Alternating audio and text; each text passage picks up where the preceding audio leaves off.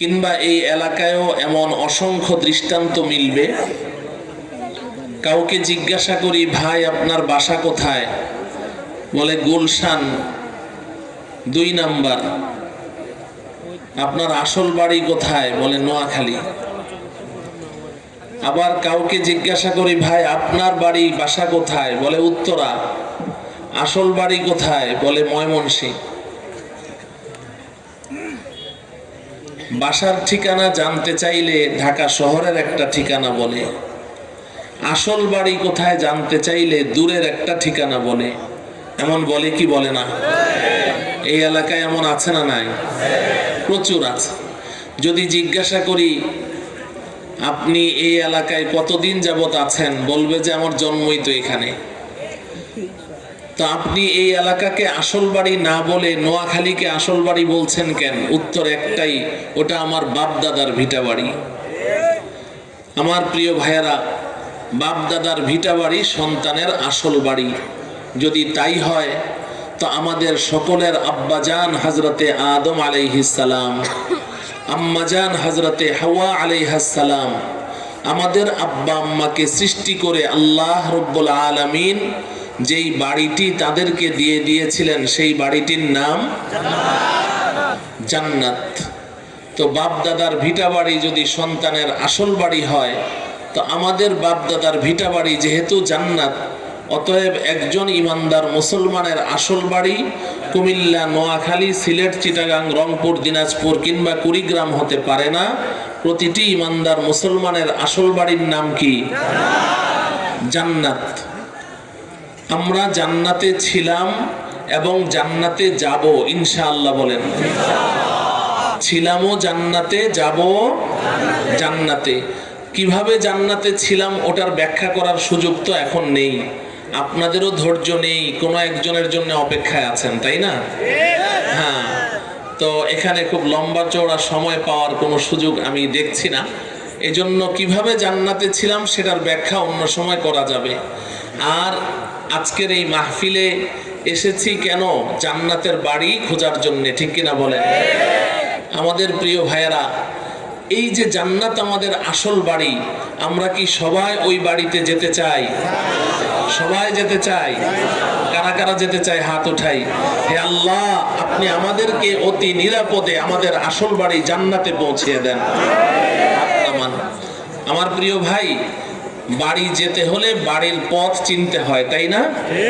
বাড়ির পথ না চিনলে আপনি অন্য পথ ধরে যদি চলেন তাহলে কিন্তু অন্য কোথাও চলে যাবেন, বাড়িতে যেতে পারবেন না। এজন্য শেখ সাদি রহমতুল্লাহি আলাই আরব দেশের একজন মুসাফিরকে লক্ষ্য করে বলছিলেন, তারসাম নারাসি বা কাবা এ আরবি, तरसम नरसी बकाबा ए अरबी के राह के तू मीरवी বা তুর্কিস্তানাস।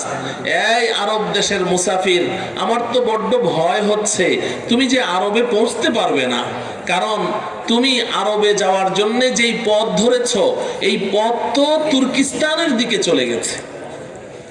অতএব আরবে যেতে হলে আরবের দিকে যেই পথ গেছে ওই পথে চলতে হবে। বলেন ঠিক কিনা? মুহতারাম হাজরিন, তাহলে আমরা যদি আমাদের জান্নাতের বাড়িতে যেতে চাই তো জান্নাতের পথ ধরে চলতে হবে। এখন প্রশ্ন হলো, জান্নাতের যেই পথ, যেই মহাসড়ক, এই মহাসড়কটির নাম কি? এই মহাসড়কের নাম দেখেন, বড় বড় মহাসড়কের নাম থাকে। পদ্মা সেতু নির্মিত হওয়ার পরে, এর আগে তো ওই পারে যাইনি ওজরের কারণে, বাবা ঘরে অসুস্থ, দূরে যেতে পারি না, তো সবাইকে বলতাম পদ্মা সেতু হোক তারপর যাব। এখন কাজা কাফারা আদায় করতে হচ্ছে।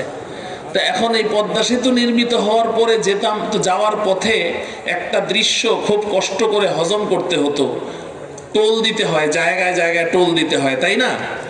তো এখন এই প্রথমে এক জায়গায় টোল দেই, তো ওখানে বড় করে লেখা জাতির জনক বঙ্গবন্ধু শেখ মুজিবুর রহমান মহাসড়ক। এই দৃশ্যটা খুব দেখতাম। আলহামদুলিল্লাহ কয়দিন আগে আবার গেলাম, তো যাওয়ার সময় দেখি লেখা আছে জাতির জনক হযরত ইব্রাহিম আলাইহিস সালাম মহাসড়ক। বড় সুন্দর করে লেখা আছে, আল্লাহ রব্বুল আলামিন এই বাংলাদেশ নামের দেশটি যতদিন পৃথিবীর মানচিত্রে আছে, আল্লাহ পাক যেন আমাদের জাতির জনক ইব্রাহিম আলাইহিস সালামের নামটিও ততদিন সেখানে রেখে দেন। তাহলে মহাসড়কের নাম থাকে, তো জান্নাত আমাদের আসল বাড়ি। এই বাড়ির যেই মহাসড়ক, এই মহাসড়কের নাম হলো সিরাতে মুস্তাকিম। বলেন কি কি নাম? সিরাতে মুস্তাকিম। এই সিরাতে মুস্তাকিম হচ্ছে আমাদের জান্নাতের বাড়ির মহাসড়কের নাম। এখন বলুন তো দেখি, এই জান্নাত নামের এই বাড়ির মহাসড়ক সিরাতে মুস্তাকিম ধরে চলা, এটা কি আমার আপনার ক্ষমতার ভেতরে নাকি আল্লাহর তৌফিকের মধ্যে? আল্লাহ যাকে তৌফিক দিবেন সেই সিরাতে মুস্তাকিমের উপর চলতে পারবে, জান্নাতের মহাসড়ক ধরে চলতে পারবে।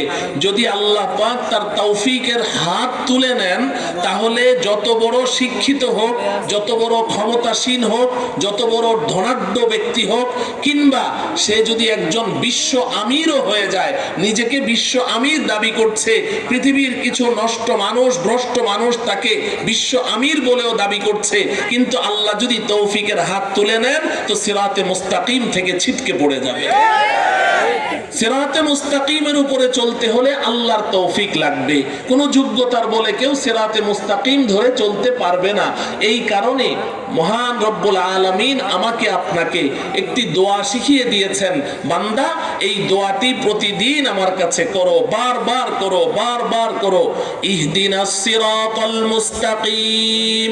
বলেন ইহদিনাস সিরাতাল মুস্তাকিম। এই দোয়াটি আমি আপনি প্রতিদিন কমপক্ষে 32 বার আল্লাহর কাছে করছি। কতবার? 32 বার। 32 বার। এখানে তো আশা করি সবাই নামাজি, তো নামাজিরা প্রতিদিন কমপক্ষে